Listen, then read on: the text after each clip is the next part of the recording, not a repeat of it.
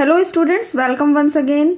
Students, आज की video में हम हाई स्कूल के प्रीवियस पेपर से ही एक और सेट 817 के को स्टडी करेंगे और इस वीडियो में हम केवल ग्रामर स्टडी कर रहे हैं। ये सभी आप जानते होंगे क्योंकि पिछली कई वीडियो में हमने इसी ग्रामर के पैटर्न को स्टडी किया है। क्वेश्चन पेपर में इसी तरह से क्वेश्चन नंबर 4 पर आपको ग्रामर के कुछ सेंटेंसेस आते हैं, ट्रांसलेशन आती है। Question number 4 is rewrite the following sentence by changing into indirect speech. Sentence है Rakesh said to Meera have you completed your work. ये सेट 2024 से लिया गया है। अब हम 24 जो लास्ट ईयर गया है उसी के बोर्ड पेपर को स्टडी कर रहे हैं। तो ये जो सेंटेंस है ये हमें इनडायरेक्ट स्पीच में कन्वर्ट करना है। राकेश ने मीरा से कहा हैव यू, तो ये जो हैव हम स्टार्टिंग में पढ़ रहे हैं स्पीच में, ये प्रश्नवाचक को बता रहा है कि ये सेंटेंस इंटेरोगेटिव है। इंटेरोगेटिव होने के कारण अब हम अपना आंसर यहाँ इस तरह से लिखेंगे, राकेश आस्क्ड मीरा। जब सेंटेंस जो हमारी रिपोर्टिंग स्पीच है वो इंटेरोगेटिव होती है तब हम सेड टू को बदलकर आस्क्ड लिखते हैं। राकेश आस्क्ड मीरा इफ यहाँ इसलिए आया है क्योंकि हमारी स्पीच का जो स्टार्टिंग है वो हेल्पिंग वर्ब से है। हेल्पिंग वर्ब होने पर यहाँ इन्वर्टेड कॉमा और कॉमा को हटाकर हम इफ का प्रयोग करेंगे। यू को चेंज करेंगे मीरा के अकॉर्डिंग तो आ जाएगा शी। टेंस है हमारा प्रेजेंट परफेक्ट, तो प्रेजेंट परफेक्ट को अब हम पास्ट परफेक्ट में बदल देंगे और हैव जो ये शब्द है ये हेल्पिंग वर्ब हैड में चेंज हो जाएगी। Rakesh asked Meera if she had completed.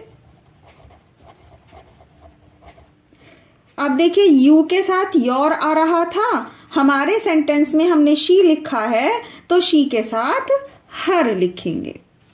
She had completed her work. इस तरह से आप ये इनडायरेक्ट स्पीच में कन्वर्ट करेंगे। और ध्यान रखिएगा कि स्पीच तो इंटेरोगेटिव है, लेकिन जब हम इसे इनडायरेक्ट स्पीच में कन्वर्ट करेंगे तो ये साधारण वाक्य के रूप में लिखी जाएगी। सब्जेक्ट पहले आएगा और हेल्पिंग वर्ब उसके बाद, और यहां पर इंटेरोगेटिव मार्क नहीं आएगा। इसके बाद नेक्स्ट आता है change the following into passive voice. Passive voice में भी एक प्रश्नवाचक सेंटेंस दिया है, why does he beat his brother. Tense है हमारा प्रेजेंट इंडेफिनिट। पैसिव वॉइस बनाते समय हमें सबसे पहले देखना है ऑब्जेक्ट। यहां पर ऑब्जेक्ट है हिज ब्रदर। बीट हो गई वर्ब और वर्ब के जस्ट बाद स्टार्ट हो जाता है ऑब्जेक्ट, और अब हम इस ऑब्जेक्ट को सबसे पहले लिखेंगे, लेकिन क्वेश्चन वर्ड ऐसे के ऐसे ही पहले ही आ जाएगा। अब हम यहाँ लिखेंगे वाई और डज नहीं आएगा। अब यहाँ हम प्रेजेंट इंडेफिनिट के अकॉर्डिंग इज, आर या एम का प्रयोग करते हैं, तो हिज ब्रदर के अकॉर्डिंग आ जाएगा is. Why is his brother, his brother. क्योंकि ये सेंटेंस प्रश्नवाचक है तो हमें ये क्वेश्चन वर्ड और हेल्पिंग वर्ब इसके अकॉर्डिंग पहले ही लिखनी है। Why is his brother beaten. Third form आ गई beaten by him, beaten by him और क्वेश्चन मार्क। इसमें फुल स्टॉप नहीं आएगा। ये सेंटेंस क्वेश्चन वर्ड है, क्वेश्चन वर्ड से स्टार्ट है तो क्वेश्चन के अकॉर्डिंग ही इसमें लास्ट में क्वेश्चन मार्क आएगा। नेक्स्ट आता है पंक्चुएट द फॉलोइंग सेंटेंस, और पंक्चुएशन बहुत ही ईजी होती है। कैपिटल लेटर का और comma, inverted comma, full stop, question mark, इनका ध्यान रखना है, ये सबसे ज़्यादा इम्पॉर्टेंट है। तो पहले सेंटेंस की स्टार्टिंग करते समय हम यहाँ कैपिटल लेटर लिखेंगे। माय फादर सेड टू आ रहा है तो सेड टू वाले सेंटेंस में हमें कॉमा और इन्वर्टेड कॉमा का प्रयोग करना होता है। तो my father said to Raju, तो राजू के बाद उन्होंने जो बात कही है यहाँ पे कॉमा और इन्वर्टेड कॉमा हम लगा देंगे और राजू का नाम आर कैपिटल आ जाएगा। My father said to R capital बनाकर राजू, फिर कॉमा, और यहाँ से एक बात स्टार्ट हो रही है जो पापा कह रहे हैं, फादर कह रहे हैं राजू से, इसीलिए इन्वर्टेड कॉमा लगाने के बाद वाई कैपिटल। याद रखिएगा इन्वर्टेड कॉमा के बाद जब भी आप पहला शब्द लिखेंगे तो उसका फर्स्ट लेटर कैपिटल लिखना है। You should not waste your time on, और संडे का एस कैपिटल, संडेज। यहाँ फुल स्टॉप आ जाएगा और ऊपर पहले इन्वर्टेड कॉमा लिखते हैं और उसके बाद फुल स्टॉप लगा देते हैं। और स्टूडेंट्स आपको एक चीज़ और बता दें कि हमने 2023 और 2024 में जितनी भी ग्रामर पोर्शन है पुराने बोर्ड एग्ज़ाम के पेपर से, वो सारे सॉल्यूशन एक प्लेलिस्ट में तैयार कर दिए हैं। आप अगर उन्हें मिस कर गए हैं, जो पुरानी वीडियोस हैं, तो आप उस प्लेलिस्ट से अपनी ग्रामर की तैयारी कीजिए।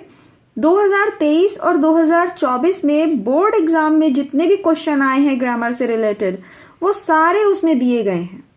तो आपकी बहुत अच्छी प्रिपरेशन हो जाएगी। ग्रामर की ट्रांसलेशन भी उसमें दी गई है।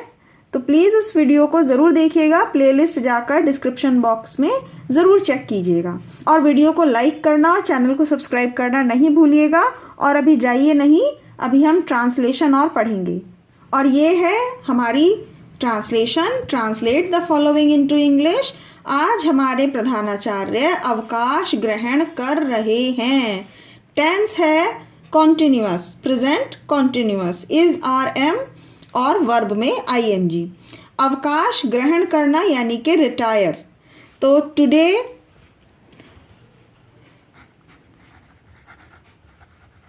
Our principal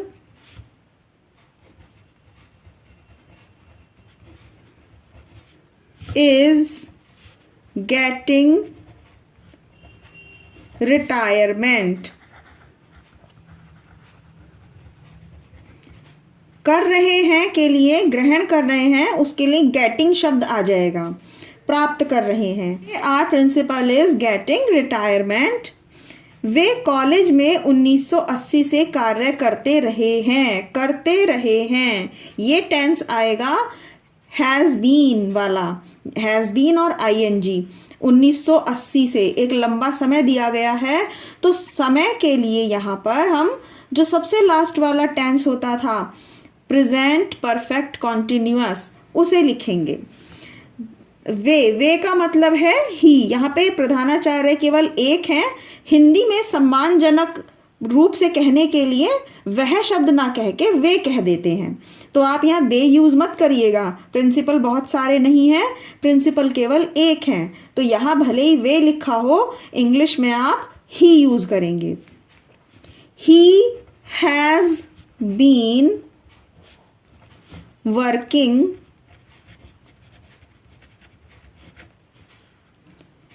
in the college